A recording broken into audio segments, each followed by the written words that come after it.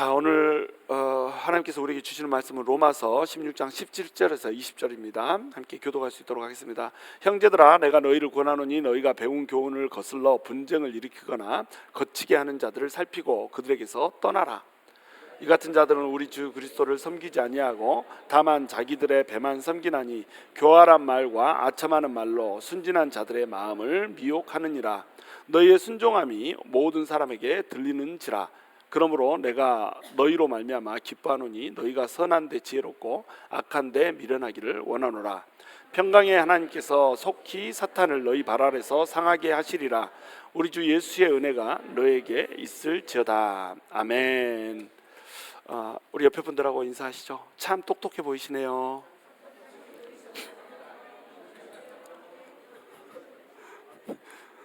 다시 한번 인사합시다. 그래도 악한 데는 미련합시다.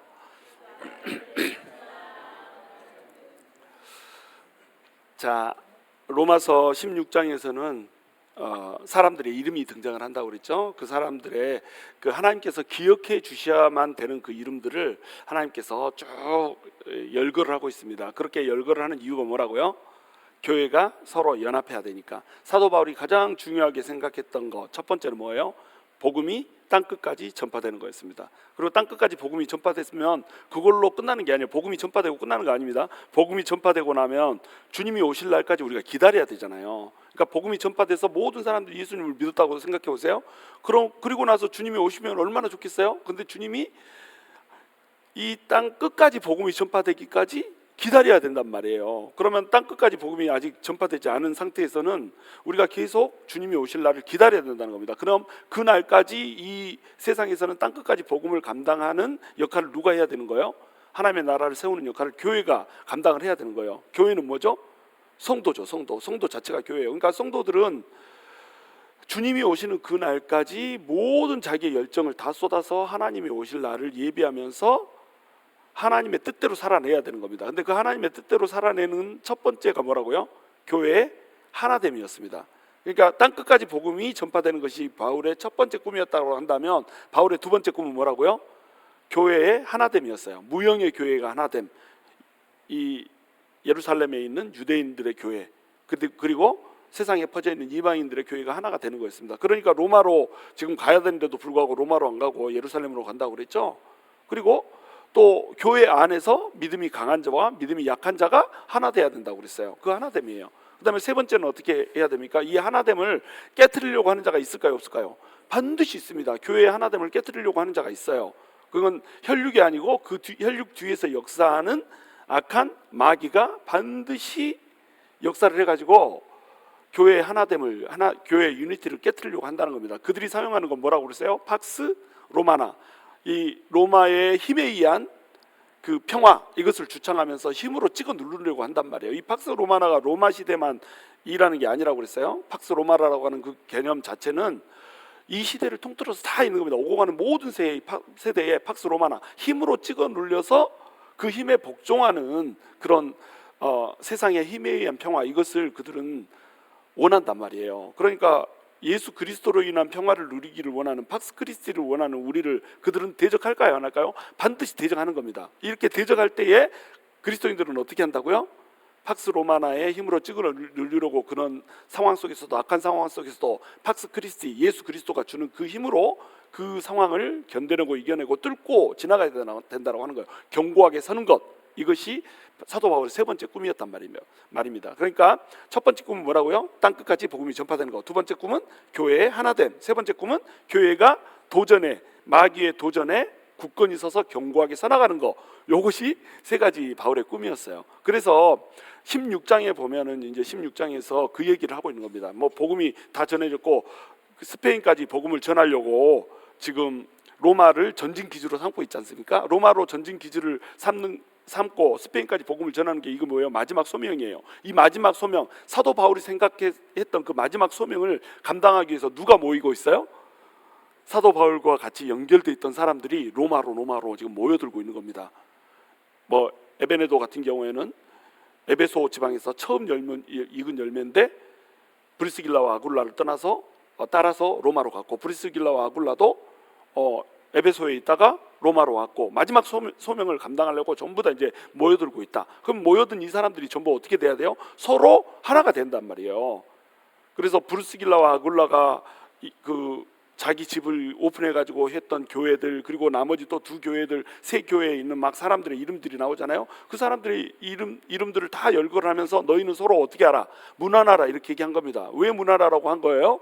마지막 사명을 감당하는데 교회가 서로 하나가 되지 않으면, 그래서 서로 다투고 대면대면하고 싸우고 이렇게 되면은 마지막 소명을 감당할 수가 없다는 겁니다. 교회가 유니티가 이루어져야지 서로를 사랑하면서 마지막 소명을 감당할 수 있다, 이렇게 이제 생각을 한 거예요. 그래서 그 16절까지는 이제 어떤 얘기를 하냐면 편지를 써가지고 그 사람들의 이름을 하나하나를 열거하면서 너네 서로 사랑하라, 서로 무난하고 그리스도 안에서 서로 그렇게 끈끈한 관계를 유지해야 되는 거야. 그래야 세상을 이길 수 있는 거야, 이렇게 얘기해놓고 이제 17절부터 20절 여기 들어오면서 어떤 얘기를 하냐면, 그런데 너희의 유니티를 깨트리는 자들이 올 거야.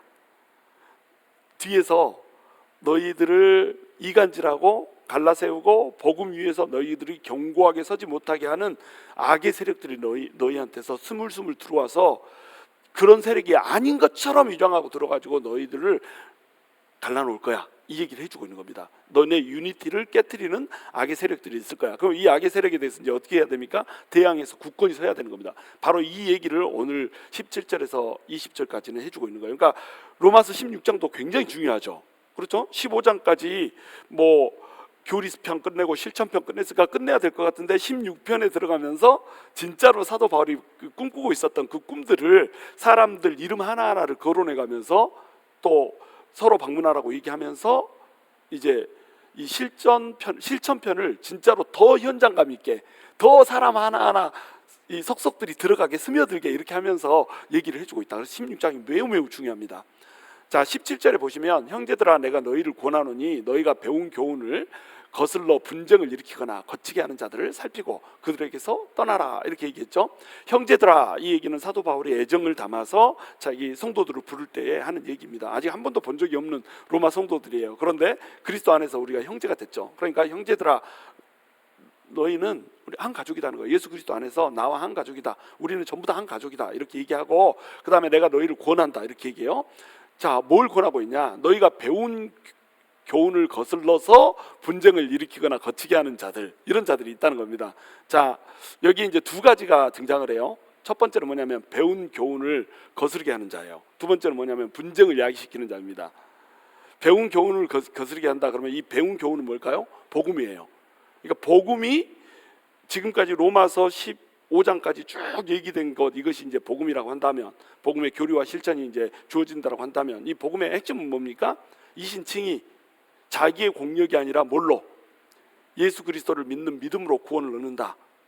그리고 예수 그리스도의 그리스도를 믿는 믿음으로 구원을 얻지만 우리는 예수 계열에 속한 자이기 때문에 예수 계열에 속한 자답게 살아야 된다. 성화를 이루면서 살아야 된다. 그래서 우리의 몸을 거룩한 산 제물로 드려야 된다. 그래서 서로 사랑해야 된다. 서로 판단하고 서로 비판하면 안 된다. 서로 하나 된다. 이 얘기를 지금까지 해온 겁니다. 이게 교회의 모습, 이게 복음입니다. 이게 로마서에서 가르쳤던 복음이고, 그때 로마서가 꼭 없었다고 할지라도 그 당시를 살고 있는 모든 그리스도인들이 품어야 될 복음이었어요. 근데 이 복음과 전혀 반대되는 가르침을 주는 자들이 있습니다. 자, 그러면은 제가 여러분께 질문 하나 하겠습니다. 교회에서 사랑이 더 중요할까요? 교리가 더 중요할까요? 어떻게 더 중요합니까? 사랑은 하는데 교리는 없어. 그럼 어떻게 돼요? 사랑은 해. 서로 막 사이가 좋고 너무너무 막 분위기도 좋고 막 그래요. 그런데 교리가 없어. 그럼 어떻게 될까요? 신천지가 돌아버려요. 신천지가 돌아버리면 신천지도 얘기하는 게 뭐예요? 사랑이에요. 여호와 증인도 들어오면 뭐예요? 사랑이에요. 있는 교회로 들어와서 있는 성도들을 집어삼켜가지고 자기 교회로 만듭니다. 그러니까 사랑이 중요하다, 이 얘기를 하면 안 되는 거예요. 그러면 교리가 중요한가요? 교리가 사랑보다 중요할까요? 교리가 사랑보다 중요하다고 또 얘기 못하는 겁니다. 교리만 있고 사랑이 없어버리면 이것은 안고 빠진 찐빵이 되는 거예요. 고무줄 빠진 빤스가 되는 겁니다. 그러니까 무슨 뜻인지 알겠죠? 교리하고 사랑 둘 중에 하나를 선택하는 게 아닙니다. 교리 속에 뭐가 들어있냐면 사랑이 들어있어요. 기독교의 교리 속에는 사랑이라고 하는 교리가 들어있습니다. 근데 예수 그리스도가 우리를 위해서 대신 죽어주셨고 우리의 공로가 전혀 없이 예수님 때문에 우리는 구원을 받는다, 이 교리가 없이는 우리는 사랑을 할 수가 없어요. 우리 뭐 사랑 누가 말했나 하면서 서로 사랑할 수 있다고 생각하잖아요. 천만의 말씀 만만의 콩떡이에요. 절대 우리는 사랑할 수 없습니다. 예수 그리스도가 우리를 대신해서 죽어줬다라는 십자가의 그 보혈을 들고도 우리가 서로 의견이 안 맞아서 사랑을 못하고 막 이러는데 교리 없이 사랑할 수 있다고요? 교리 없이 사랑할 수 없습니다. 교리가 똑바로 서 있어야지 사랑도 똑바로 할 수 있는 겁니다. 너희가 사랑의 빚진 자다. 자, 너희가 사랑의 빚진 자다. 이것이 어디서 나온 거예요? 왜 우리가 사랑해야 된다고 얘기합니까? 왜 우리가 강한 자가 약한 자를 품어줘야 되고 막 믿음을 잃고 배회하는 자들을 끝까지 품어줘야 된다고 얘기하는 건가요? 왜 그래요? 예수님이 우리를 대신해서 죽어줬기 때문에 그렇다는 겁니다. 그게 교리예요. 교리 때문에 사랑하는 거예요. 너희는 사랑의 빚진 자다. 이게 무슨 말이에요? 언제 우리가 빚을 졌나요? 근데 사랑의 빚을 졌다는 겁니다. 누가 우리를 사랑해 줬으니까? 예수님이 우리를 사랑해 줬으니까 그 빚을 졌다는 거예요. 빚의 특징이 뭐라고 그랬죠? 세 가지 빚의 그 특징이 있다고 그랬죠? 첫 번째는 구속성이라고 했어요. 빚을 지면 반드시 구속을 당합니다. 빚을 갚지 않는 한에는 빚을 내준 사람한테, 채권자한테, 채무자는 묶여요. 예속성이 있어요. 그 다음에 두 번째는 뭐가 있습니까? 당위성이 있습니다. 반드시 갚아야 돼요. 안 갚으면 신장 떼야 돼. 신장을 떼서라도 갚아야 되는 겁니다. 당위성이 있어요. 그런데 그 세상에서는 빚을 누가 갚아요? 자기나 자기랑 연관된 사람이 갚아요. 근데 기독교에서는 한 가지 이 차이가 있다고 그랬죠. 어떤 차이가 있다고 그랬습니까? 가물가물하시죠. 상호 갚는다는 게 있다고 그랬어요. 제3자가 갚는다는 겁니다. 그러니까 예수님한테 우리가 사랑을 받았는데 예수님한테 사랑받은 것을 예수님한테 갚을 수 있어요, 없어요? 갚을 수가 없습니다. 예수님이 우리한테 뭔가를 필요로 하는 분이 아니거든요. 하나님한테 우리가 사랑을 받았잖아요. 목숨을 대신 던지는 사랑을 받았습니다. 그 사랑을 우리가 하나님한테 갚아드릴 수 있어요, 없어요? 갚을 수가 없어요. 왜냐하면 하나님한테 우리가 뭔가를 줄 수 있는 존재가 아니거든요. 하나님이 우리한테 뭔가를 필요로 하고 뭔가를 부족해가지고 우리한테 받아야 되는 존재가 아니거든요. 그러니까 이 빚은 누구한테 갚아야 되는 거예요? 이 빚은 다른 영혼한테 갚아야 되는 겁니다. 이것을 빚의 삼자 상호성이라고 부르는 거예요. 기독교의 빚의 개념은 삼자 상호성입니다. 다른 사람한테, 예수님한테 받은 사랑을 갚아주는 거예요. 그러니까 이 교회에서 믿음이 막 약한 자가 굉장히 막 그 문제를 막 일으키잖아요. 막 어린이처럼 막 행동하면서, 갓난아이처럼 막 행동하면서 문제를 일으킵니다. 믿음이 강한 자는 이 사람을 반드시 어떻게 해야 된다고요? 받아줘야 된다고요. 품어줘야 된다고요. 왜요? 예수님이 우리한테 그렇게 해줬으니까. 우리가 아직 의인이 아니고 죄인 되었을 때, 아직 악인이었을 때 우리 예수님께서 십자가에 못 박혀서 죽으심으로 하나님께서 우리를 향한 사랑을 확증해 버렸잖아요. 똑같이 우리도 믿음이 약한 자를 보면, 그래서 뭘 해야 될지 모르는 그리고 교회에서 문제를 일으키고 다니는 이런 사람을 보면 그 사랑으로, 예수님이 우리한테 베풀어 준 그 사랑으로 그 사람을 품고 사랑해 준다, 이 얘기를 했다는 겁니다. 그러니까 그것이 우리가 배운 교훈이에요. 그래서 교리 없이 사랑 없고요, 사랑 없이 교리 없는 겁니다. 교리 안에 사랑이 들어있기 때문에, 사랑의 교리이기 때문에. 그래서 나는 사랑이 더 중요하다고 생각해, 나는 교리가 더 중요하다고 생각해, 이것은 사실은 어불성설이라는 거예요. 교리가 너무너무 중요하잖아요. 그러면 사랑해야 되는 겁니다. 왜냐하면 우리 교리 자체가 예수님께서 무한정한 사랑을 우리한테 부어준 것이기 때문에 나는 교리에 든든히 설 거야, 진리에 든든히 설 거야. 그 진리가 뭔데?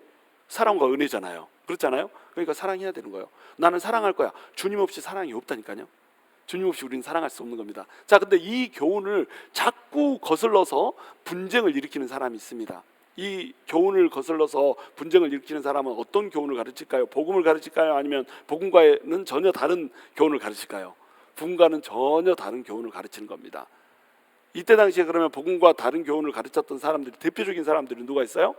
영지주의자들이 있고, 그 다음에 율법주의자들이 있습니다. 영지주의자들은 두 극단으로 간다고 그랬죠. 영은 거룩하고 몸은 더럽기 때문에 몸이 지은 죄를 영혼이 영향을 받을 수 없다, 이렇게 생각하기 때문에 이제 내 몸으로 마음대로 살아도 돼, 이렇게 생각하는 사람들이 있었습니다. 그럼 이런 사람들은 어디로 갈까요? 율법이 필요 없어, 율법 폐기론으로 가게 되는 겁니다. 근데 어떤 사람들은 또 내가 영혼 그 거룩한 영이 됐어. 하나님으로부터 예수 그리스도의 영 성령님을 받았는데 거룩한 영이 됐어. 거룩한 영을 받았으니까 우리는 이제 이 몸의 소욕을 다 죽여야 돼. 그래서 몸이 요구하는 본능적인 그 요구들을 전부 다 죽이고 삽니다. 철저한 금욕주의로 막 살게 돼요. 먹는 것도 안 먹고 막 자는 것도 막 안 자고 나를 괴롭히면서 이렇게 살게 됩니다. 그럼 이런 사람들은 뭐라고요? 이런 사람도 금욕주의, 이것도 이제 복음에 거슬리는 거예요. 복음은 그렇게 얘기하지 않거든요. 주님 안에 있는 그 평화와 행복과 기쁨을 만끽하며 누리라고 그러거든요. 그러니까 그것도 틀린 겁니다. 그리고 율법주의자들은 어때요?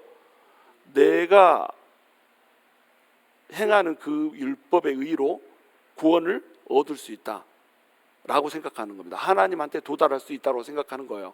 그래서 이것에 대해서 계속 사도 바울이 얘기를 해줬잖아요. 율법 폐기론자도 틀렸고 또 금욕주의자도 틀렸고 그 다음에 율법주의자들도 틀렸다. 로마서에서 계속 교리를 통해서 그 얘기를 해줬습니다. 그럼에도 불구하고 성도들 사이에 들어가지고 그런 식으로 가르치는 사람들이 있을까요, 없을까요? 있다는 겁니다.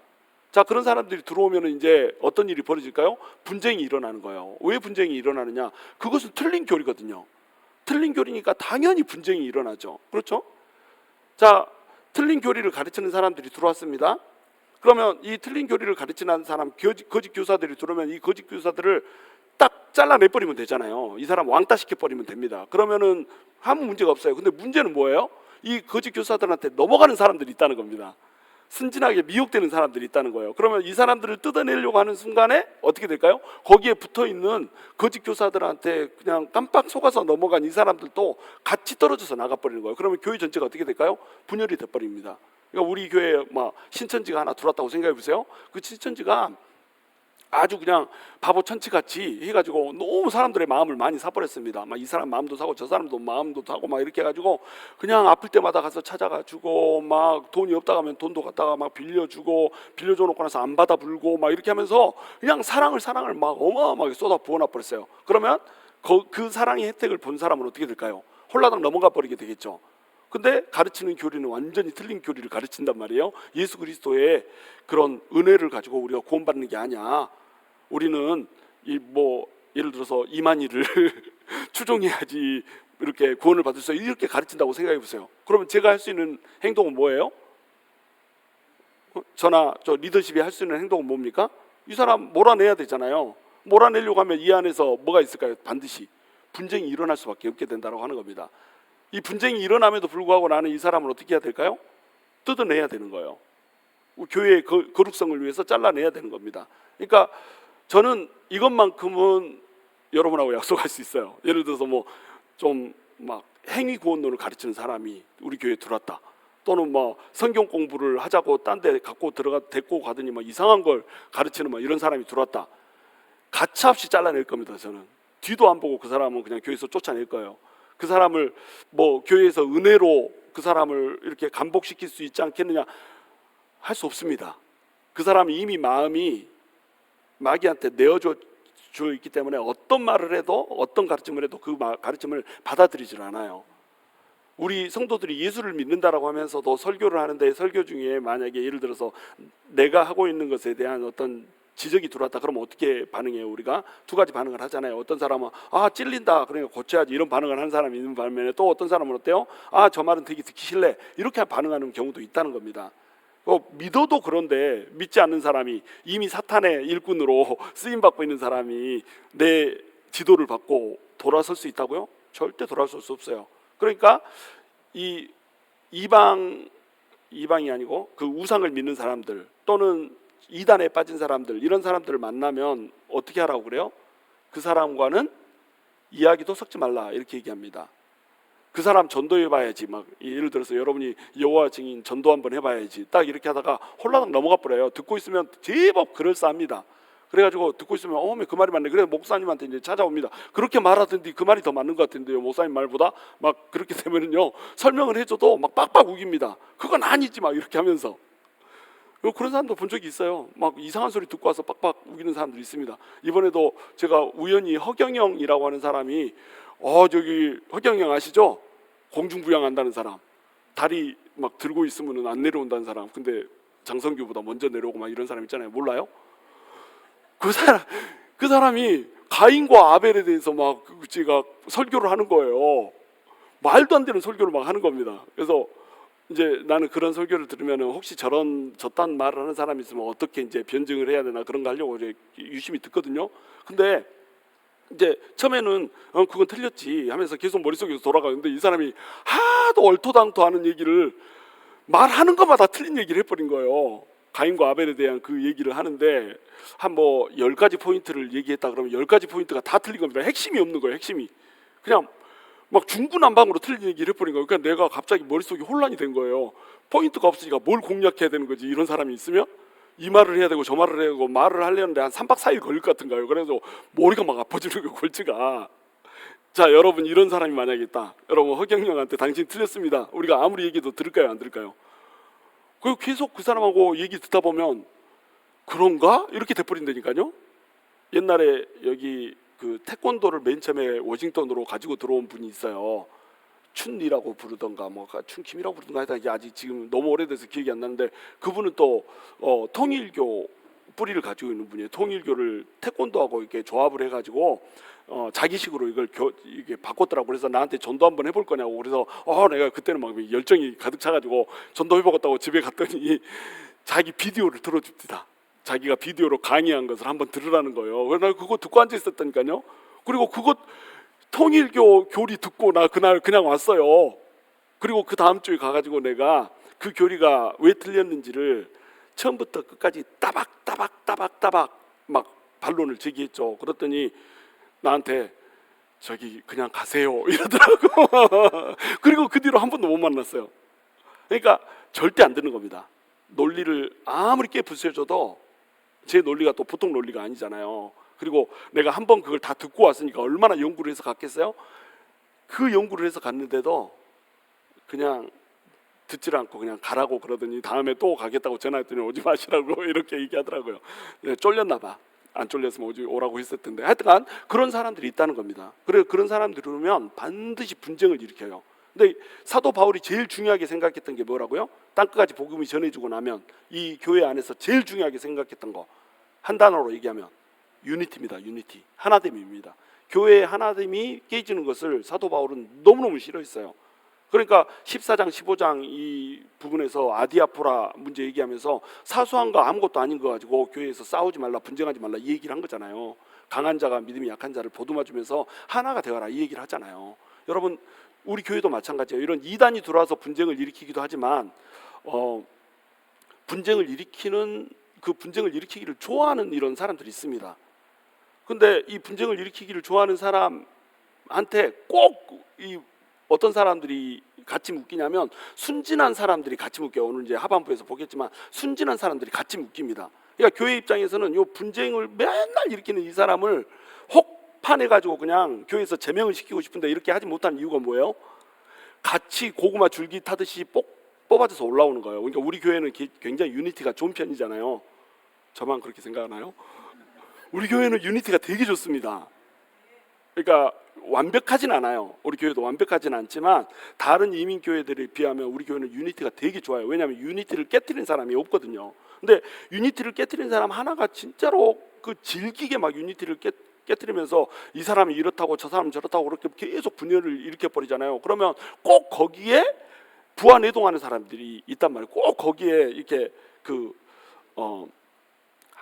합류하는 사람이 있다는 겁니다. 그러면은 교회가 양쪽으로 나눠져 버려요. 한 목사님이 개척을 했다는 거예요. 그래서 지금 성도들이 얼마나 되세요? 그랬더니 50명 정도 된대요. 그래가지고 정말 복 받으셨네요. 할렐루야. 짧은 시간에 큰 일을 하셨네요. 그랬더니 그 액티블리 일하는 사람들이 50명이래. 그래가지고 그러면 더 좋겠네요. 그랬더니 액티블리 자기를 반대하는 사람이 25명이고 액티블리 자기를 찬성하는 사람이 25명이래. 와, 그건 너무너무 힘들다는 거예요. 나는 제가 공언합니다. 우리 교회가 액티블리 절반 나 반대하고 액티블리 절반 나 찬성하면 그만둘 거예요. 그런 교회 목사에서 뭐 할 거예요? 교회는 뭐라고? 교회는 유니티입니다. 유니티. 교회는 하나됨이 깨지는 순간 이것은 교회의 역할을 절대 할 수 없어요. 우리가 피 흘리기까지 싸우라고 얘기하잖아요. 히브리서 12장 4절 너희가 피 흘리기까지 싸우지는 않고 이렇게 얘기했잖아요. 피 흘리기까지 싸우지 않아 버리면요, 교회가 못 돼 버려요. 피 흘리기까지 싸워야 됩니다. 누구랑요? 마귀랑 싸워야 돼요. 근데 피 흘리기까지 누구랑 싸우고 있어? 성도들끼리 피 터지게 싸우고 있단 말이에요. 피 흘리기까지 싸워버려요. 이러면 이건 어떻게 자기들끼리 피 흘리기까지 싸우는데 마귀랑 피 흘리기까지 싸울 수 있겠어요? 그러니까 분열하고 서로 싸우는 교회, 서로 이간질 해가지고 절반으로 나눠지는 이 교회는 마귀하고 싸울 수 있는 힘이 절대 없습니다. 여러분 지금까지 분열되고 이렇게 서로 나눠진 이런 교회들을 숱하게 봐왔을 거 아니에요. 그 봐온 교회들 중에 영적으로 강력한 교회 본 적 있어요? 절대 없습니다. 영적으로 강력한 교회였다가도요, 사소한 감정적인 문제 가지고 쪼개지잖아요. 그때부터 영성이 완전히 바닥을 쳐버려요. 그냥 영성이 곤두박질 쳐버립니다. 없어져 버려요. 그게 원리예요. 교회는 유니티가 형성될 때 이 유니티 속에서 우리 주님이 머리가 되시고 우리가 지체가 돼가지고 마귀하고 싸울 수 있는 힘이 생기는 겁니다. 그러니까 교회는 다른 어떤 것보다 제일 중요한 게 뭐예요? 하나됨이라는 거예요. 하나됨. 뭐 교리가 중요합니다. 교리 속에 뭐가 들어있다고요? 하나됨이 들어있다니까요. 자, 교회에서 은혜롭게 해야지, 사랑이 중요한데 사랑해줘야지. 근데 교회에 분열을 야기시키고 분쟁을 야기시키는 사람이 있습니다. 습관적으로 상습적으로 절대 회개치 않고 돌이키지 않고 그런 사람이 있어요. 그런 사람이 있으면 어떻게 해야 됩니까, 여러분? 어떻게 해야 돼요? 우리 박문기 집사님, 정창희 집사님 어떻게 해야 됩니까? 쫓아내야 됩니다. 이것을 여러분 기억하시기 바랍니다. 이런 사람이 우리 교회에 없어요. 없는데 이제 리더십이 서잖아요. 리더십이 서면은 반드시 권징이 이루어져야 돼요. 어떤 권징이 이루어져야 되냐면 교회 내에서 습관적으로 회개치 않고 돌이키지 않고 분쟁을 일으키고 이 분열을 야기시키는 사람이 있으면 이 사람은 반드시 제재를 해야 됩니다. 잘라내야 돼요. 습관적으로 성도들에게 막 상처를 주고 뭐 아프게 하고 막 이렇게 하고 있다. 한 마리의 양이 99마리를 막 찔러 죽이고 있다. 막 이러면 한 마리의 양도 사랑해야죠. 그건 양이 아니야. 일이라니까. 일이는 어때요? 잡아 배진구 집사 어떻게 해야 돼? 죽여야지. 죽여야 되는 거야. 죽여야 되는 거야. 잡아 죽여야 되는 거예요. 무슨 얘기인지 아시겠죠? 유니티가 너무너무 중요한 겁니다. 유니티를 깨뜨리는 순간에, 공동체를 깨뜨리는 순간에 이 사람은 개인적으로 어떤 범죄를 이렇게 증거하고는 차원이 다른 거예요. 유니티를 깨뜨린다 그러면 그 사람은 예수님의 몸을 쪼개는 겁니다. 그러니까 그런 사람은 우리 교회에 발붙일 수 있다 없다? 발붙일 수 없다는 거예요. 지금은 우리 교회에 그런 사람이 없으니까 얼마나 평화로워요. 이거보다 더 유니티가 더 된다 그러면 어떻게 되겠어요? 더 유니티가 된다 그러면 이 교회는 너무너무 막강한 파워를 갖게 되는 겁니다. 그래서 자, 분쟁을 일으키거나 거치게 하는 자들을 살피고 그들에게서 떠나라 이렇게 돼 있어요. 이 거치게 하는 자들, 이 단어가 헬라어로 뭐냐면 스칸달라스입니다. 스칸달라스. 그러니까 그 영어 단어에 스캔들이라고 하는 단어 있죠. 그 단어가 여기서 왔어요. 스칸달로스. 스칸달이라고 하는 단어는 원래 뜻이 뭐냐면 덫, 유혹 이런 뜻입니다. 함정 이런 뜻이에요. 그러니까 거치게 하는 자들을 살피고, 그러니까 함정을 놓고 덫을 놓는 사람들을 살피라는 거예요. 그러니까 교회에 들어와서 다른 잘못된 교리를 가지고 들어와서 이거 잘못된 교리를 전파하면서 서로 쪼개고 나누고 분쟁시키고 이런 사람이 있으면 이 사람이 하고 있는 것은 뭐라는 거예요? 덫을 놨다는 겁니다. 이 덫은 누구로부터 온 덫일까요? 마귀로부터 온 덫입니다. 여기에 딱 밟아져서 빠져버리면 그 사람은 이제 헤어나올 수 없는 수렁으로 빠져버리게 되는 거예요. 자, 이 헤어나올 수 없는 수렁으로 빠져버리는 양이 있다 그러면 이거 어떻게 해야 됩니까? 목자는 반드시 건져내고 지켜야 되는 겁니다. 그래서 이 양들도 이제 어떻게 해야 되는 거예요? 이상한 사람이 들어왔어. 이상한 사람이 들어왔어요? 그러면은 여기에 살피고 이렇게 나왔죠. 먼저 살피고, 그 다음에 두 번째로 어떻게 나왔어요? 떠나라 이렇게 나왔죠. 살피고, 이 단어가 어떤 단어냐면 이게 스코페라고 하는 단어인데, 스코페는 마이크로스코프 할 때 그 스코프 알죠? 그 단어예요. 이게 째려본다 이런 뜻입니다. 그러니까 조금 이상한 사람이 와가지고 좀 이상한 이론을, 조금 복음하고 안 맞는 논리를 펼치는 사람이 있어. 딱 들으면 여러분이 알 수 있어요, 없어요? 알 수 있어요. 곽형일 목사한테 요한복음 로마서를 막 계속 지금 들었잖아요. 막 같은 얘기 막 반복하면서 막 해줬잖아요. 그러니까 여러분이 논리적으로 반박은 못하지만 저건 좀 이상하다, 조금 좀 틀리다 막 이런 생각이 들잖아요. 정확히 반박은 못하지만 그런 사람이 들어오면 여러분 어떻게 해야 된다고요? 계속 째려봐야 된다고. 이렇게 계속 째려봐야 되는 거예요. 째려보라는 거예요. 무슨 말이에요? 계속 살펴보라는 겁니다. 저놈이 어떤 양을 무너뜨리려고 하는지, 저놈이 어떤 덫을 가지고 나한테 와가지고 무너뜨리려고 하는지 계속 째려보라는 거예요. 신천지 같은 놈이 왔다, 딱 그러면 어떻게 한다는 거예요? 계속 째려보라는 겁니다. 예. 그렇게 하고 어떻게 하라는 거예요? 피하라는 거예요. 이 사도 바울의 명령은 피하라는 겁니다. 그러니까 이단에 빠진 사람들 보면 얘기하지 말고 교제하지 말고 빠지라는 거예요. 이 얘기를 잘못 오해하면 안 돼요. 뭐 세상에서 예를 들어서 여러분이 신천지 뭐 하고 같은 회사에서 일한다. 그러면 그 사람하고 절대 얘기도 안 섞고 막 이러면 어떻게 되겠어요? 그러려면 지구 밖으로 나가야 됩니다. 이게 사도 바울이 그랬어요. 세상에 있는 사람들과 너희가 교제를 안 하려고 하면 너희가 세상 밖으로 나가야 하리라, 이렇게 나와 있습니다. 그러니까 지구를 떠나야 되는 거예요. 그 사람들하고 교제해야 됩니다. 세상 속에서는 교제해야 되죠. 근데 뭘 섞지 말아야 돼요? 영의 대화를 섞으면 안 되는 겁니다. 그래서 이 사람은 내가 전도해봐야지, 안 된다니까요. 내가 넘어가 버린다니까요. 저 같은 사람도 대화를 막 그런 이단들하고 막 오래 하다 보면 머리가 막 혼탁해져요. 근데 저는 이제 정말로 조직 신학이 제가 좀 탄탄한 편이거든요. 여러분이 모르시겠지만 사실은 제가 제일 자신 있는 부분 중에 하나가 조직 신학이에요. 근데 그렇게 했어도 이 이단들 전도한다고 내가 같이 대화를 해보면요, 머리가 혼탁해집니다. 자꾸 계속 막 듣고 그 논박하고 막 이러다 보니까 머리가 복잡해지고, 그 다음에 막 내 마음속에 엣지가 생겨요. 막 칼날 같은 예리함이 생겨가지고 사랑의 마음이 둔해지고 막 이럽니다. 그러니까 여러분이면 어떻겠어요? 그렇지, 조직 신학이 탄탄하지 못하면. 그러니까 이런 사람들은 살핀 다음에 어떻게 해야 된다? 다가오면 떠나야 되는 겁니다. 이리가 왔어요? 이리가 왔으면 이리가 왔네? 이게 째려보다가 나한테 딱 다가오면 어떻게 해야 돼요? 한번 싸워볼까? 이러면 이리한테 물려버린다니까요. 양은 어떻게 해야 돼요? 이리가 오면 피해야 되는 거예요. 저쪽으로 가버려야지, 우리 목자한테 가버려야지, 이렇게 해가지고 가버리는 겁니다. 그러면 이 이리 같은 사람은 들어가지고 어떻게 될까요? 다른 사람들이, 성도들이 전부 다 째려봐. 이렇게 째려봐. 그리고 그 사람을 전부 다 피해가지고 지들끼리 막 웅성웅성 모여. 그러면 이 일이는 자연스럽게 어떻게 된다? 왕따가 된다. 그러니까 다른 교훈을 가르치는 사람이 있거나 분쟁을 야기시키는 사람이 있거나 분열을 야기시키는 사람이 있으면 어떻게 해라? 왕따를 시켜버려라, 이 말을 하고 있는 겁니다.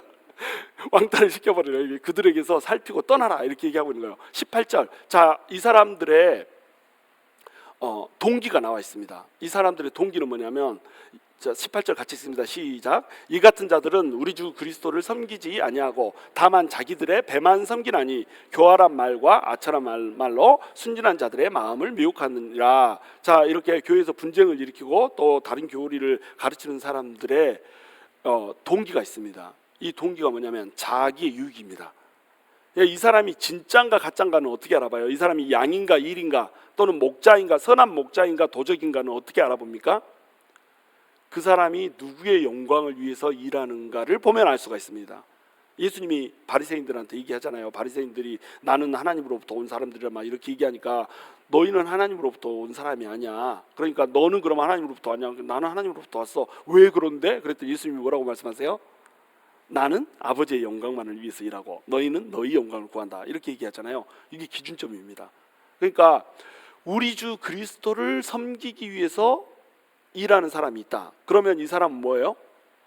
이 사람은 그리스도의 일꾼이라는 겁니다. 그런데 그리스도의 일꾼이 아닌 사람은 누구를 위해서 일한다고요? 자기들의 배만 섬겨요. 자기들의 유익, 자기의 배를 섬긴다는 건 뭐냐면 자기 정욕, 자기 욕심을 채우기 위해서 일한다는 거예요. 이게 차이입니다. 그러니까 이런 사람들이 분열을 일으키고 뭐 그 논쟁을 일으키고 계속 교회에서 이렇게 평지풍파를 일으키면서 가르고 막 이런 사람들을 여러분 유심히 지켜보면 그 사람의 끝에는 뭐가 있어요? 자기 유익이 있습니다. 자기만 생각해요. 자기 중심이에요. 제가 죄의 그 본질을 뭐라고 얘기했죠? 자기 중심성이라고 그랬죠. 하나님이 중심이 되는데 내가 중심이 되면 그게 죄라고 그랬어요. 그런데 이 사람들은 죄의 정점에 서 있잖아요. 사람들을 죄짓게 만들려고 하잖아요. 그러니까 이 사람들은 당연히 반드시 자기 배, 자기 유익, 그것을 섬기는 사람들이다 이거예요. 목적 자체가 이거 돈 뜯어내야지. 신천지의 목적이 뭡니까? 우리한테 구원을 주려고 하는 게 아니에요. 신천지의 목적은 돈입니다. 돈. 어떻게 하든지 구워 삶아서 돈 뜯어내는 거, 이게 목적이에요. 그러니까 자기 배만 섬기는 이 일을 하는 사람, 그걸 보면은 그 사람이 이 사람은 하나님의 사람이 아니고 이 사람은 선한 목자가 아니고 일이구나, 목자를 가장한 일이구나, 이것을 어떻게 한다? 분별할 수가 있다는 거예요. 자, 그런데 이 사람들이 쓰는 방법이 있습니다. 이 사람들이 쓰는 이 사람들의 도구가 있어요. 그게 뭐냐면 교활한 말과 아첨하는 말입니다. 이 사람들은 말을 너무너무 잘합니다.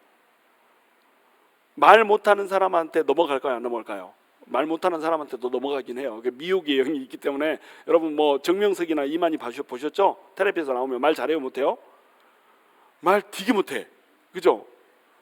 아우 저런 사람을 어떻게 믿었나 싶을 정도로 말을 못합니다. 근데도 막 미혹하는 영이 있기 때문에 따라간단 말이에요. 근데 그 밑에서 일하는 그 가장한 자들, 이런 자들은 어때요? 이런 자들은 말을 너무나 잘합니다. 달변이에요, 달변. 막 이렇게 저렇게. 여러분 여호와 증인한테 한번 그거 받아보셨어요? 포교? 저는 받아봤거든요. 집으로 막 들어오면 저는 거절을 못해가지고 어우 들어오셔요 막 이렇게 들어오셔요 그래가지고 그러면 막 성경 좁혀놓고 막 한 구절 한 구절 읽으면서 막 얘기하고 막 이럽니다. 그럼 난 또 거기에 논쟁을 좋아하니까 따박따박 말하고 예수 안 믿을 때 막 그랬었어요. 그 예수 믿고 나서도 이제 전도 한번 해보려고 하는데 딱 들어와가지고 내가 따박따박 막 하고 하는데 말을 진짜 잘합니다. 말을 잘하는데 어디에 한해서만 잘해요? 자기가 준비해온 것에 한해서만 잘해요. 진짜로 논리적이고 체계적이지 않습니다. 자기가 준비하고 자기가 예비한 그 파트에서 잘하는 거예요. 근데 그 사람이 말을 주도할 때는 뭘로 말을 주도해요? 자기가 준비한 걸로 말을 주도합니다. 그러니까 우리가 보기에는 와 말을 너무 잘한다. 근데 이제 다른 쪽으로 말을 돌려서 성경 전체의 이 내용을 가지고 얘기를 하면 어때요? 그러면 말릴 수밖에 없습니다. 준비한 게 이거밖에 없거든요. 그러니까 그 말은 진짜 진리를 얘기하고 있지 않아요. 교활한 말입니다. 이 교활한 말이라고 하는 것이 뭐냐면 사람들이 잘 넘어갈 수 있게 하는 달변의 말을 말하는 거예요. 그 다음에 여기에 아첨하는 말 이렇게 돼 있죠. 이 사람들이 하는 말은 달콤합니다. 그래서 뭐 요즘에도 이 본문을 가지고 많이 설교하는 사람들은 이제 그 조엘 오스틴 같은 경우를 많이 들어요. 긍정의 힘 막 이렇게 얘기하잖아요. 그래서 예수 그리스도로 인한 복음, 예수 그리스도를 통한 구원, 예수 그리스도만을 의지하는, 예수 그리스도만이 왕이 되는 막 이것을 전하지 않고 우리 삶의 행복이 최고의 목적이다.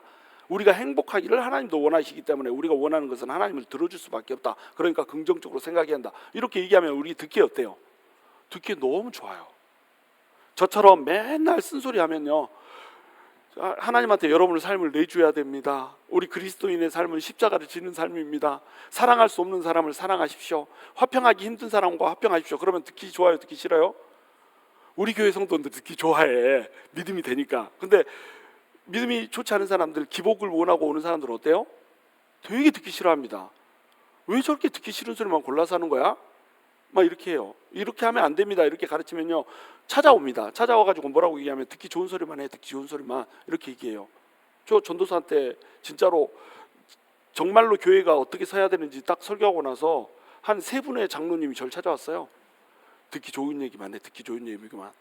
전도사가 건방지게 막 이렇게 얘기하더라고요. 아니 도대체 이 사람들은 뭐야? 아첨하는 말을 듣고 싶은 거예요. 달콤한 말을 듣고 싶은 겁니다. 교회에 오면은 성공하고, 교회에 오면은 위로받고, 교회에 오면은 잘 나가고, 이런 말을 듣고 싶은 거예요. 근데 이건 뭐예요? 다 거짓말이잖아요. 여러분 교회 다닌다고 잘 나가는 거 아니잖아요. 교회 나온다고 모두 성공하는 게 아니잖아요. 교회 나오면 떼부자 되는 거 아니잖아요. 근데 그렇게 가르쳐요? 거짓말이라는 겁니다. 이건 교활한 말이라는 거예요. 그리고 또 아첨하는 말이라는 겁니다. 그러면 여기에 홀라당 넘어가 버려요. 그러면 뭐가 사라져 버려요? 예수 그리스도는 사라져 버리고 뭐만 남습니까? 돈만 남아요. 근데 그 돈은 누구를 채우는 겁니까? 내 배를 채우는 거란 말이에요. 그러면 이 말씀을 전해준 사람에 대해서는 어떻게 할까요? 아우 저 사람 말씀이 더 좋네. 우리 목사가 맨날 십자가 져야 된다고 하는 말, 원수를 사랑하는 말은 아우 개 같은 소리고, 저 사람이 하는 말, 이 사람은 정말로 너무 훌륭한 하나님 같은 말씀이네. 이렇게 돼버린단 말이에요. 그러면 교회가 어떻게 됩니까? 분열이 돼버린다는 겁니다. 그러니까 이런 아첨하는 말, 교활하는 말, 이것이 그 사람들의 뭐라는 거예요? 그 사람들의 도구라는 겁니다. 목적이 뭐라고요? 목적은 자기 배를 채우는 거. 도구는 뭐라고요? 방법은 뭐라고요? 방법은 교활한 말과 아첨하는 말. 이거 가지고 누구를 무너뜨려요? 믿음이 아주 튼실하게 서 있는 사람들은 무너뜨릴 수가 없습니다. 근데 누구를 무너뜨리냐면 순진한 자들을 무너뜨립니다. 순진한 자들. 순진한 자들의 마음을 미혹하느니라 이렇게 얘기하고 있죠. 이 순진한 자들을, 이게 뭐냐면 그리스도인들은 이때 당시에 마음이 되게 착했어요. 마음이 착하고 예수님의 이 말씀을 따라서 우리는 서로 사랑해야 된다 이런 생각을 하고 있습니다. 자기 마음속에 뭐만 가득 차 있어요? 나도 예수님의 말씀을 따라서 사랑하고 살아야지, 죄 짓지 말고 착하게 살아야지, 거짓말하지 말고 진실만 말하면서 살아야지, 자기 마음속에 이게 꽉 차 있습니다. 그러면 다른 사람이 나한테 와가지고 거짓말을 할 거라는 생각을 할까요? 못 할까요? 생각을 못 합니다. 그러니까 사기꾼들이 제일 노리는 1번 타겟이 어딘지 아세요? 교회입니다. 교회. 교회에 들어오면 사기를 쳐먹기가 쉽다 어렵다? 매우 쉽습니다. 왜냐하면 성도들은 일단 그리스도인들이라면 믿어요. 우리 뭐 계약이 있습니다. 그래가지고 이 사람한테 속으면 어떡하지? 막 이런데 이 사람이 어디 교회 성도래. 그러면 어떻게 해요? 그 사람 교회 다닌대요. 믿어버려요. 근데 교회 다닌다고 해서 다 거룩한 거 아니잖아요. 우리도 알다시피. 그렇잖아요? 교회 다녀도 자기 배만 채우는 사람이 있으면 얼마든지 속이고 거짓말하고 강탈할 수 있습니다. 오히려 교회에 그런 목적으로 들어온 사람도 있어요. 근데 성도들은 자기가 거짓말 안 하니까, 자기가 남 속여먹지 않으니까 속이는 사람을 상상을 못하는 거예요. 이게 순진한 사람입니다. 이런 사람들을 타겟으로 하고 들어와가지고 설마 이 사람이 거짓말하랴, 설마 이 사람이 이 달콤한 말 속에 다른 뜻이 숨겨 있으랴, 이렇게 하고 넘어가 버린다는 겁니다. 그래서 순진한 자들의 마음을 어떻게 해버려요? 미혹해 버린다는 거예요. 자, 그러면 19절에 너희의 순종함이 모든 사람에게 들리니라. 자, 지금까지는 이렇게 하지 말라 얘기해놓고 사도 바울이 19절에서는 로마 이 교회 성도들을 믿어주는 겁니다. 이런 사람들이 분명히 교회마다 들어와서 난리를 쳤었어. 그러니까 난리였잖아요. 특별히 이제 율법주의자들, 영지주의자들, 뭐 교회마다 난리였습니다. 특별히 이제 유대인들 성도 중에서는 율법주의자들이 가가지고 너네 예수 믿으려면 할례 받아야 된다, 예수 믿으려면 안식일 지켜야 된다, 막 이렇게 하면서 하나님의 백성이 됐으면 당연히 할례 받고 율법 지키고 다 해야지, 이렇게 하면서 할례 강요하고 이랬더니까요. 할례 말례 막 이렇게 하면서 할례 말례 막 이렇게 하면서 계속 강요하고 이렇게 나온 거예요. 근데 로마의 성도들은 어땠다는 거예요? 너네가 굉장히 순종하는 사람들인 줄을 내가 안다는 거예요. 너희의 순종함이 모든 사람에게 들리는지라. 이 모든 사람은 어디일까요? 로마 밖에 있는 사람들한테. 로마 밖에 있는 사람한테 어떻게 들렸을까요? 이 로마의 성도들이 이제 뭐 장사하고 막 이렇게 하니까 이때는 막 행상들이 많았잖아요. 그래서 밖으로 돌아다닐 일이 많습니다. 뭐 예를 들면은 그 브리스길라와 아굴로만 해도 텐트 가지고 이제 뭐 고린도까지 갔다 오고 쫓겨나서 그러긴 했지만 갔지 않습니까? 그래서 거기서 예수 만나고 이제 에베소에 있다가 다시 로마로 돌아오고, 그러면 이 사람은 텐트 만들었으면 이제 로마시 밖으로 이제 팔로 나가야 될 거 아니에요. 그러면 이 사람이 뭐 사업할 때 얘기 대화 나눠보고 이러면은 너무너무 다른 겁니다. 너무너무 괜찮은 거예요, 사람이. 그래가지고 어디서 왔어요? 그러면 로마에서 왔어요. 로마에서 오면, 로마 가면은 저기 그냥 가만히 있어도 코 배 간다든지, 당신 왜 그렇게 착해요? 내가 예수 믿거든요. 나 로마 교회 다녀요. 이렇게 해가지고 로마 성도들이 퍼져나가는 것마다 소문이 팍 났다는 거예요. 우리도 밖에 나가가지고 너무너무 막 착한 사람을 세상 사람들이 만난 겁니다. 그래가지고 당신은 왜 이렇게 착하세요? 그러면은 저 예수 믿어요. 예수 믿는다고 다 착한 건 아닌데 어디 다녀요? 생명샘 교회 다니는데요? 딱 이러면 생명샘 교회가 어떻게 되는 거예요? 소문이 나버리는 거예요. 이러면은 여러분이 교회 한번 와보세요 해도 안 오는 것을 교회 한번 와보세요 안 해도 어떻게 될까요? 와버린다니까요. 소문이 나버리니까. 그 교회 가면 성도들이 글쎄 그렇게 좋더래. 그 교회는 분열도 없고 분쟁도 없고 그냥 사람들이 강한 자가 약한 자를 보듬어주고 막 약한 자도 막 뭐라고 막 원망하고 불평하고 이렇게 안 하고 그렇게 너무너무 사랑하고 잘한대. 이렇게 소문이 나버리면 어떻게 될까요? 들어온다는 겁니다. 근데 로마 교회가 이랬다는 거예요. 로마 교회는 소문난 교회였습니다. 어떤 소문이 났냐면 순종할 줄 아는 성도다. 뭘 순종해요? 예수 그리스도의 복음의 도에, 그리스도의 도에 순종할 줄 아는 사람이라고 하는 이런 소문이 나 있는 거예요. 그게 모든 사람한테 들렸다는 겁니다. 그래서 믿는다는 거예요. 그러므로 내가 너희로 말미암아 기뻐하노니, 로마 성도들을 보니까 너무 기쁜 거예요. 만나지도 않았는데 몇 사람 알고 있는데 그 로마 교회 성도들을 다 생각하면 야 진짜 복음의 진리대로 예수 그리스도의 도에 따라서 사랑하면서 섬기면서 세상 가운데 빛으로 소금으로 살 줄 아는 성도들이 로마에 있었네 이러면서 그 성도들 생각하면 기쁨이 넘친다는 겁니다. 우리 예수님도 우리 생명샘 교회 성도들 보면 기쁨이 넘치는 거예요. 왜냐면 우리 새 건물 이미 주셨지 않습니까? 이미 준 걸로 믿으시기 바랍니다. 주님 우리 저기 교회 이번 이거 계약 잘 돼가지고 들어가게 해주세요 이렇게 기도하지 마세요. 새 일을 행하셔서 감사합니다 이렇게 기도하세요. 이미 준 걸로 믿고 가시기 바랍니다. 우리 주님이 왜 주셨을까요? 아따 보기에 너네가 참 소문이 잘났더라, 좋더라. 뭐 어디 돕는다고 하고 뭐 사랑한다고 하고 하나 된다고 그러고 뭐 마귀의 계기를 이긴다고 그러고 너무너무 좋아가지고 내가 이거 허락했다. 그러면 자 여기 들어가서 이제 어떻게 해야 될까요? 더 잘해야죠. 더. 그렇죠? 2만 스퀘어핏이나 됩니다. 이거 어디다 쓸 거예요? 다 우리가 쓸 때 쓰는 공간은 8,000 스퀘어핏밖에 안 돼요. 나머지 12,000 스퀘어핏 이거 어떻게 할 거예요? 귀한 일을 위해서 써야 될 거 아닙니까? 그렇죠? 들어가고 나면 우리 당장 공궁할 겁니다. 건물 사고 나면 돈이 없어. 쓸 돈이 없습니다. 이거 어떻게 해야 돼? 쓸 돈이 없어. 근데 채워주시는 것도 주님이시고 또 채워주시는데 우리가 채워주는 데까지는 시간이 걸리니까 굉장히 궁핍하게 살아야 된단 말이에요. 궁핍하게 살다 보면 어떻게 될까요? 손이 찌그러들어, 오그라들어. 그러면은 다른 사람한테 베풀고 싶어요? 안 베풀고 싶어요? 안 베풀고 싶어요. 다른 사람 것을 오히려 뜯어내고 싶어. 뜯어내고 싶어지는 겁니다. 저거 뜯어가지고 내가 내 궁핍함을 면하겠다 이렇게 돼버린다는 거예요. 그러면 우리는 거기서 건물과 함께 망하리라 이렇게 되는 겁니다. 이해가 되시나요? 주님이 잘해줄 때 우리가 더 잘해야 되는 겁니다. 이렇게 하라는 거예요. 너희가 선한 데에 지혜롭고 악한 데에 미련하기를 원하노라. 선한 데에 지혜로운 게 뭐라는 거예요? 하나님께서 가르쳐주는 대로 사랑하고 아끼고 위하고 섬기고 이렇게 하는 데는 지혜로우라는 거예요. 근데 악한 데는 미련하라는 겁니다. 이 악한 데에 미련하라 할 때 이 미련하라가 순결하라는 단어하고 똑같은 단어를 이걸로 번역을 했어요. 여러분 성경에 보시면은 너희가 뱀처럼 지혜롭고 비둘기처럼 순결하라 이렇게 나왔죠. 그때 순결하다, 비둘기처럼 순결하라라고 하는 이 단어하고 여기에 악한 데 미련하라는 단어가 같은 단어입니다. 그러니까 악한 일에 대해서는 너희가 순결을 지키라는 거예요. 악한 일은 뭔 일인지도 몰라. 그냥 악에 티꿀도 안 묻어. 완전히 순결하라는 거예요. 이렇게 살라는 겁니다. 자, 그래놓고 나서 20절 여기가 굉장히 중요합니다. 평강의 하나님께서 속히 사탄을 너희 발 아래서 상하게 하시리라 이렇게 얘기해놨습니다. 우리 하나님을 뭐라고 불렀어요? 평강의 하나님 이렇게 불렀죠. 15장에서도 우리 하나님 뭐라고 불렀어요? 평강의 하나님 이렇게 불렀죠. 평강의 하나님이라는 건 무슨 뜻이에요? 우리 하나님이 평강이라는 거예요. 우리 하나님 피스라는 겁니다. 우리 하나님이 피스이기 때문에 하나님을 믿는 사람도 어떻게 돼야 돼요? 피스메이커가 돼야 되는 거예요. 근데 여기 17절에서 얘기한 요 거치게 하는 자들은 무슨 메이커였어요? 피스메이커가 아니라 트러블 메이커였어요. 그 트러블 메이커라는 노래도 있고 막 이렇잖아요. 지가 트러블이야. 트러블 메이커가 되지 말고 뭐가 된다? 피스메이커가 돼야 되는 거예요.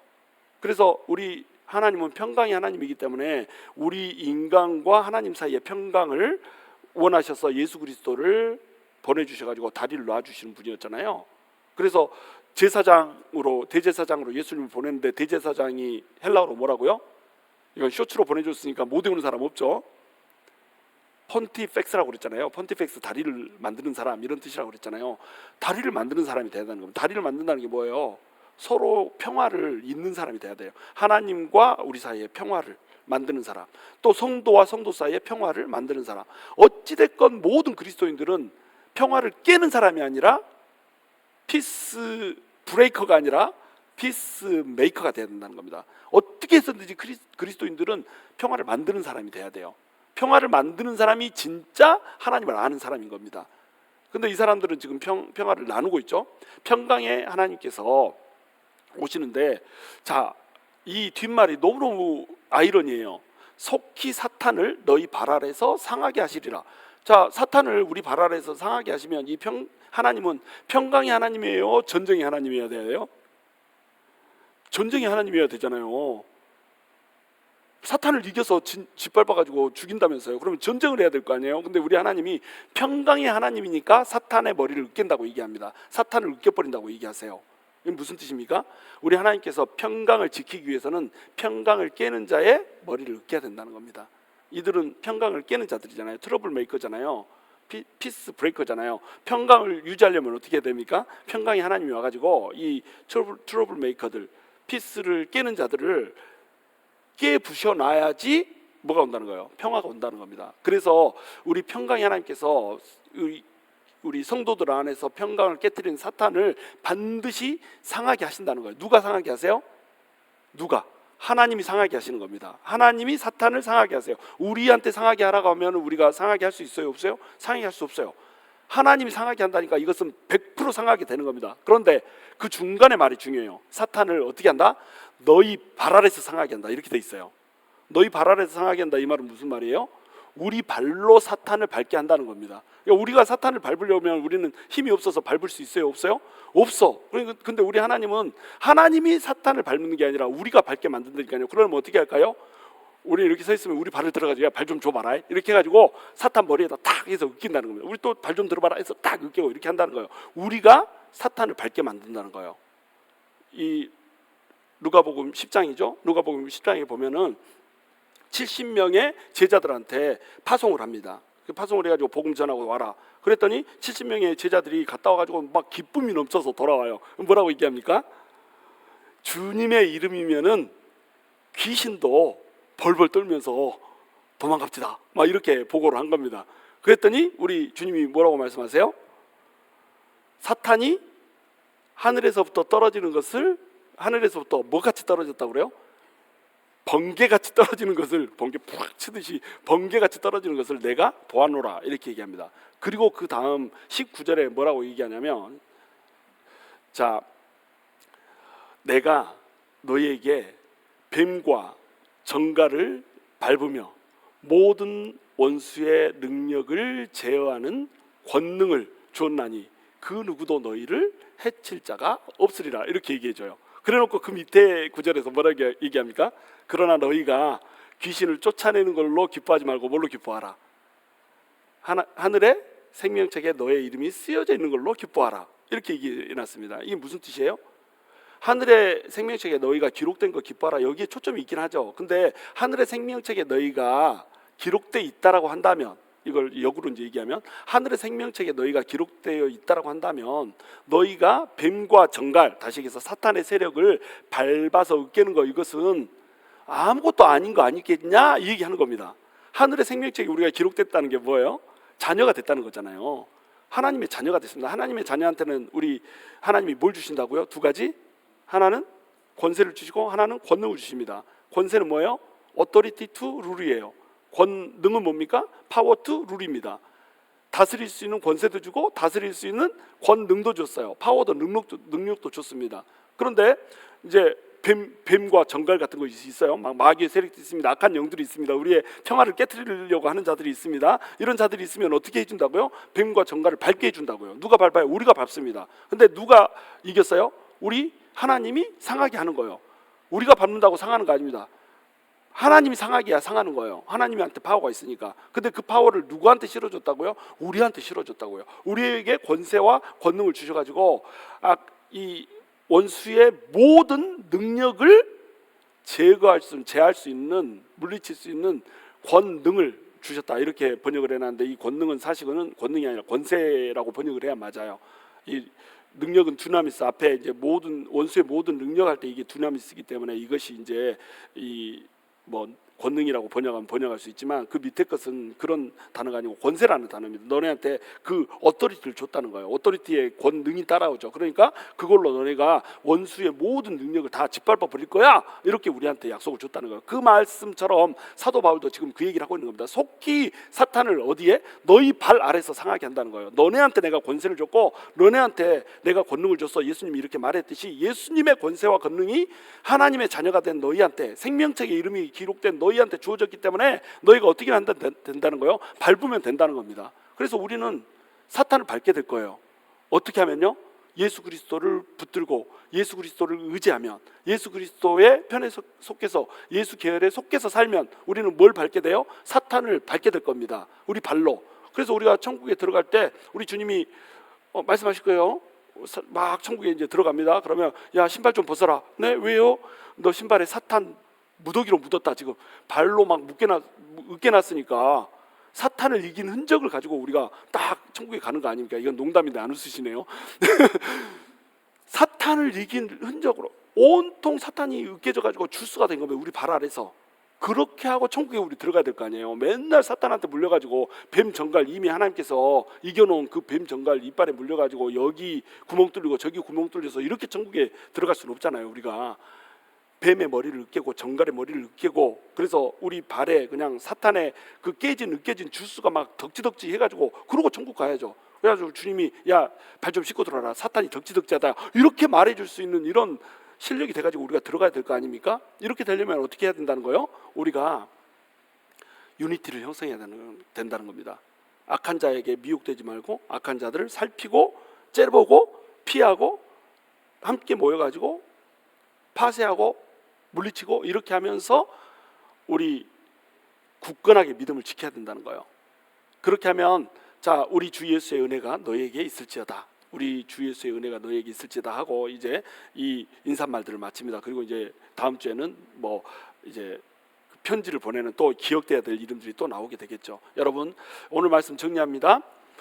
여러분, 우리 하나님께서는 우리를 하나님의 자녀들로 불렀어요.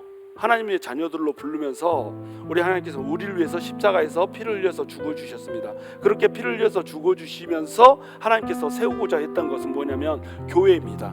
교회는 누가 머리예요? 우리 예수님이 머리이십니다. 예수님이 머리면 우리 각자는 뭡니까? 모두가 예수님의 지체가 되는 거예요. 모두가 예수님의 지체면 각 지체는 모두가 한 몸이기 때문에 내 몸을 내가 뭐라고 할 수 없는 겁니다. 우리 예수님을 우리가 머리로 모시는 순간에 우리에게는 평화가 있는 거예요. 화평이 있는 겁니다. 사랑이 있는 거고요. 분열이 있을 수가 없는 거예요. 우리를 분열케 하는 자가 있다. 그 자는 예수님께 속한 자가 아니라 악한 자에게 속한 자예요. 그 자는 피해야 되고 물리쳐야 됩니다. 그렇게 하면서 우리 유니티를 완벽하게 지키는 거예요. 그리고 주님 오실 날까지 사탄의 세력들을 우리 발 아래서 주님이 상하게 한다라고 하는 것을 믿고 이것을 그대로 실행을 해야 되는 겁니다. 우리가 예수 그리스도의 권세와 권능, 그것을 받고 그 권세와 권능을 마음껏 사용하다 가야 되는 거예요. 우리 주님께서는 오늘도 우리가 마귀의 일들을 멸하기를 원하십니다. 마귀는 오늘도 우리 안에 있는 평화를 깨뜨리려고 해요. 교회가 하나 되지 못하게 합니다. 가정이 하나 되지 못하게 해요.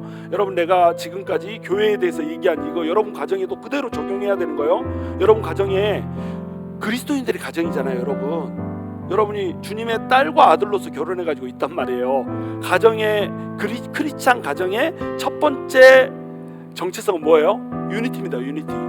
교회도 유니티고 가정도 유니티고 주님 안에 속해 있는 모든 자들은 주님이 머리이기 때문에 다 유니티가 형성이 돼야 하나가 돼야 돼요. 서로 미워하고 서로 다투고 서로 눈치르고 이렇게 되면 이건 주님의 가정이 아니라는 겁니다. 주님의 교회도 마찬가지고요. 우리는 그리스도 안에서 모두가 하나 돼야 됩니다. 그래야지 마귀를 으깰 수 있어요. 마귀의 머리를 으깰 수 있어야지 거기에 부수적으로 뭐가 따라오는 거예요? 풍요도 따라오고 번영도 따라오는 겁니다. 뭐 우리 돈 좋아하고 번영 좋아하고 풍요 좋아하니까 그런 것에 넘어가고 막 이렇게 그런 거 준 다음에 좋아하잖아요. 근데 그거 쫓아서는 안 된다는 거예요. 그리스도인들은 풍요와 번영을 쫓으면 안 됩니다. 절대 잡을 수 없어요. 풍요와 번영을 쫓는 사람은 절대 풍요와 번영을 잡을 수 없습니다. 근데 우리가 주님을 잡잖아요. 그러면 주님 손에는 모든 것이 달려 있다는 거예요.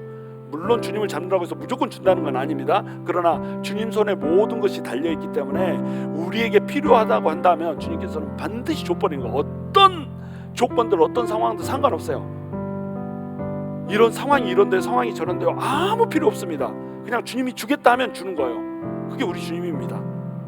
뭐 누가 먼저 달라들어서 그랬는데 필요 없어요. 누가 더 뭐 머니 파워가 센데 필요 없습니다. 누가 더 지금 현재 상황이 더 좋고 능력이 더 좋은 필요 없습니다. 주님이 주겠다면 주는 거예요. 그러니까 우리는 추구해야 되는 게 뭐냐면 주님 손에 들려있는 것들을 추구하는 게 아니에요. 뭘 추구하냐면 주님의 얼굴 추구하는 겁니다. 주님의 얼굴 보면 그 주님의 얼굴과 눈과 눈이 마주쳤을 때 거기 안에 뭐가 들어있다는 거예요? 모두 들어있다는 거예요. 왜? 주님 손에는 선물들이 가득 차 있기 때문에. 근데 이 선물들은 누구한테 개방이 되는 겁니까? 눈과 눈이 마주치는 자한테 개방이 되는 거예요. 그래서 여러분, 손을 보지 마십시오. 주님의 선물에 집중하지 마십시오. 번영과 풍요에 집중하지 마십시오. 그저 주님 바라보십시오. 그러면요, 손에 들린 거 안 줘도 행복해져요. 근데 우리 주님은요, 손에 들린 것도 줘버린다니까요. 그 간단한 법칙을 우리 크리스찬들이 너무 몰라요. 그러니까 손만 쳐다보고 있다가 결국에 손에 들린 거 아무것도 못 누리고 뱀과 정갈한테 밟혀서 죽어가잖아요. 여러분, 우리가 주님의 얼굴 봅시다. 주님의 얼굴 보고 정말로 뱀과 정갈을 밟는 모든 원수의 능력을 제어하는 권능을 가진 자로서 그 권세와 권능을 누리는 자로 살다 가야 될 거 아니에요. 그래서 우리 발이 정말로 사탄의 주스로 덕지덕지해지기를 주님의 이름으로 축원합니다.